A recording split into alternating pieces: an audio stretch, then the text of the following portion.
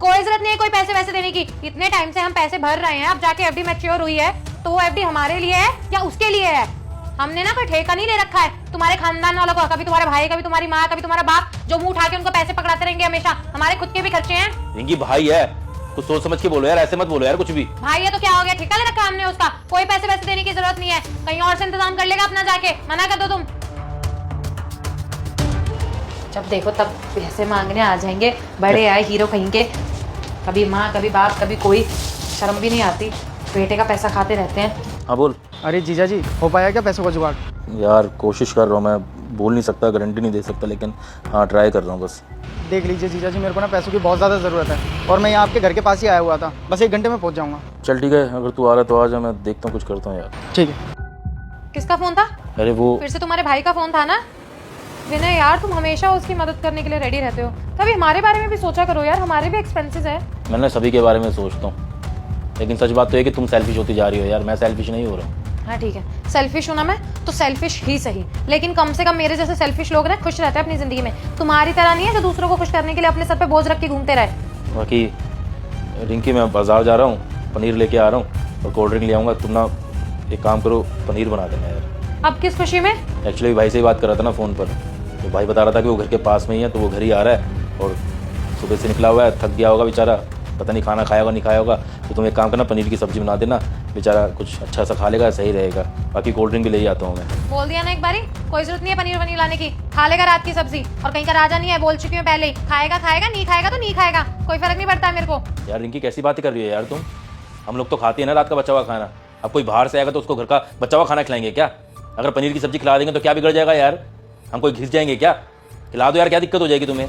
मैंने कह दिया ना तो कह दिया, कोई जरूरत नहीं है पनीर लाने की, फालतू का खर्चा करने के लिए ना मुफ्त में पैसे नहीं है हमारे पास, रात की सब्जी पड़ी है, जा रही हो करने गरम, खा लेगा, भूख लगी होगी तो नहीं खाएगा, ठेका नहीं ले रखा है। तुम्हारा जैसा मन करे ना तुम वैसा करो, जो खिलाना हो ना वो खिला देना, नहीं बोल रहा तुम्हें, ठीक है?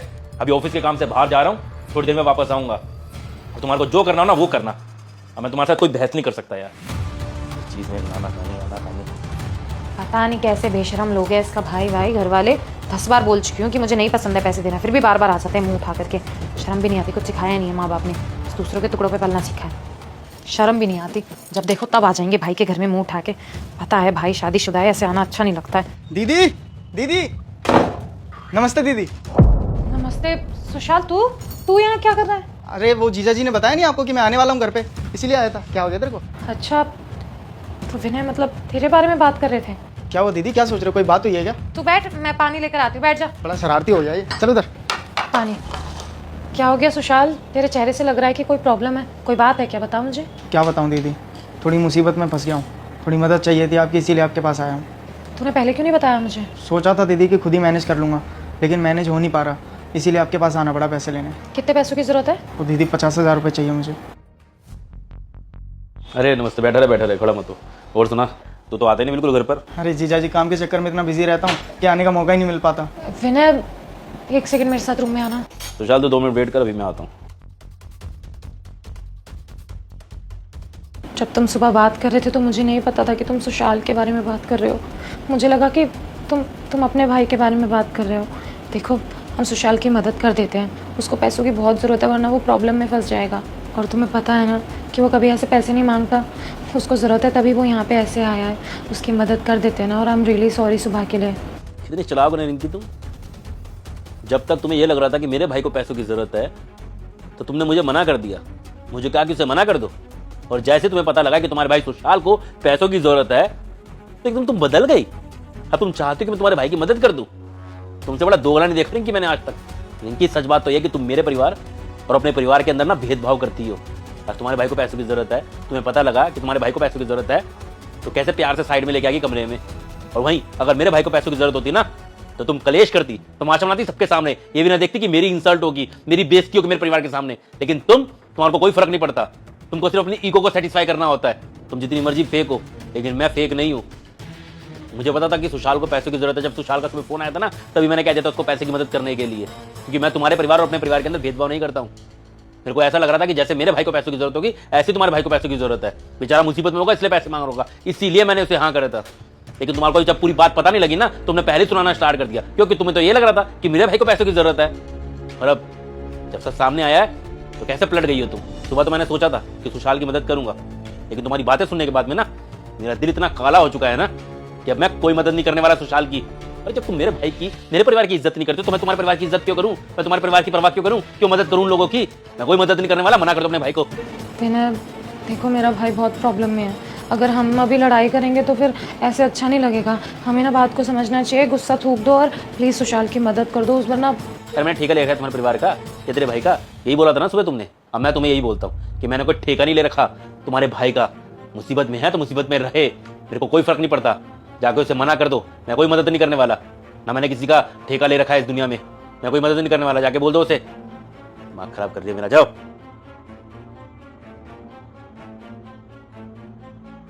सुशाल, सॉरी सुशाल, हम तेरी मदद नहीं कर पाएंगे। प्लीज़ दीदी ऐसे मना मत करो, मेरे को सच में पैसों की बहुत ज़्यादा ज़रूरत है। अगर पैसों की नीड नहीं होती ना तो मैं आता नहीं।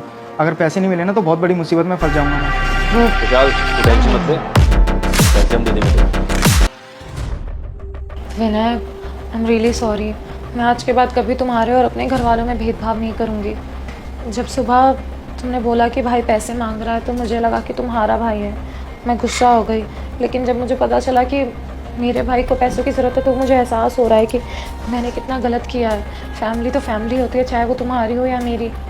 आज अगर सुशाल को पैसे नहीं मिले तो ये बहुत बड़ी मुसीबत में फंस जाएगा, और अगर तुम्हारा भाई होता है इसकी जगह और उसको पैसे ना मिलते तो वो भी बहुत बड़ी प्रॉब्लम में फंस जाता। लेकिन मैंने बिना कुछ सोचे समझे कितना कुछ कह दिया है तुम्हें। रिंकी देखो, हमें ना कभी भेदभाव नहीं करना चाहिए, चाहे फिर वो तुम्हारा परिवार हो चाहे फिर मेरा परिवार हो। हम दोनों के लिए ना दोनों के परिवार एक ही होने चाहिए। अगर हम भेदभाव करेंगे ना एक दूसरे के परिवार के साथ में, ये सोचेंगे कि तुम्हारा परिवार है मदद क्यों करे, तो ये चीज़ सही नहीं है यार। शादी का तो मतलब यही होता है कि दो परिवार एक होना। और शादी के बाद अगर हम ये सोचेंगे कि सामने वाले के परिवार को हम रिस्पेक्ट ही नहीं देंगे, इज्जत ही नहीं देंगे, तो फायदा क्या फिर शादी का? शादी का असली मतलब तो यही होता है ना, सिर्फ दो व्यक्ति नहीं मिलते हैं, दो परिवार मिलते हैं। अगर तुम ऐसी मतलबी बन के रहोगी ना, ये सोचोगे कि इनके भाई की मैं मदद क्यों करूँ, इनके माँ बाप की मदद क्यों करूँ, तो याद रखना पार्टनर भी ना ये चीज़ें नोटिस करता है, फिर वो भी आपके साथ में वही कर सकता है जैसा आप बर्ताव कर रहे हैं। अगर आप चाहते हैं ना कि आपकी फैमिली को आपका पार्टनर रिस्पेक्ट दे, तो आपको भी अपने पार्टनर की फैमिली को रिस्पेक्ट देनी होगी। मैं तो बस इतना चाहता हूँ रिंकी कि हमारा परिवार ना हमेशा सुखी रहे। कोई भी अगर परेशानी हो ना, तो अगर हम उस परेशानी को दूर कर सकते तो करें। मैं कभी भेदभाव नहीं करना चाहता, मैं मिलजुल के रहना चाहता हूँ रिंकी। बाकी हाँ, मैं तुम्हारे भाई में भेदभाव नहीं करता, मैं सुशाल को अपना छोटा भाई मानता हूँ। अगर मेरे सगे भाई को अगर पैसों की ज़रूरत होती तो उसकी तो मैं मदद करता ही ना। तो ऐसे अगर सुशाल को मदद की ज़रूरत है और मेरे पास पैसे हैं तो मैं क्यों मदद नहीं करूँगा? आखिरकार ये भी मेरा छोटा भाई है अब। बाकी हाँ, जब तुम भेदभाव कर रही थी ना मेरे भाई के साथ में, जब तुम्हें लग रहा था कि मेरे को पैसे मेरे भाई को देने हैं और तुम मुझे उल्टा सीधा सुना रही थी, मुझे बहुत बुरा लग रहा था रिंकी। चाहता तो मैं उस चीज़ का बदला ले सकता था, लेकिन नहीं, मैं तुम्हें ना समझाना चाहता था। मैं इसलिए चुप था क्योंकि मैं जानना चाहता था कि जब तुम देखो क्योंकि तुम्हारा भाई है जिसको पैसों की ज़रूरत है, तुम्हारा क्या रिएक्शन होगा। और देखा ना, तुम्हारा एकदम से रिएक्शन बदल गया। बस इतना ही कहूँगा रिंकी, अगर हम चाहते हैं कि हमारा रिश्ता और स्ट्रॉन्ग हो तो प्लीज़ ये भेदभाव करना बंद कर दो। अगर परिवार एक बन के रहेगा ना तो हमेशा खुश रहेगा, वरना जो बिखरी हुई तिलियाँ होती हैं वो टूट जाती है, और जो तिलियों को समेट के एक बंडल बनता है ना, उसको तोड़ना आसान नहीं है। परिवार भी ऐसे ही होता है। परिवार के साथ जुड़े हुए व्यक्ति ना बड़ी से बड़ी परेशानियों को भी झेल जाते हैं। बाकी मुझे उम्मीद है तुम्हें समझ में आ गया होगा और आगे से तुम मेरे परिवार के साथ में भेदभाव नहीं करोगी। हाँ विनय, तुम बिल्कुल सही कह रहे हो और मैं आज समझ गई हूँ ये सब, और ना ही कभी भेदभाव करूँगी। थैंक यू और तुम्हारा कि तुम सुशाल की मदद कर रहे हो। हाय गाइस, कैसी लगी आपको वीडियो? उम्मीद करता हूँ वीडियो अच्छी लगेगी। बाकी यही कहूँगा कि अगर आप चाहते हैं कि आपका लाइफ पार्टनर आपकी फैमिली को रिस्पेक्ट दे, तो आपको भी आपके लाइफ पार्टनर की फैमिली को रिस्पेक्ट देनी होगी। बाकी अभी हम ये वीडियो दिल्ली में बैठ के बना रहे हैं, आप कौन से शहर में बैठ के देख रहे हैं ज़रूर बताना, और अपना फीडबैक ज़रूर देखना और वीडियो को शेयर भी करना। Bye bye, take care, love you all, bye.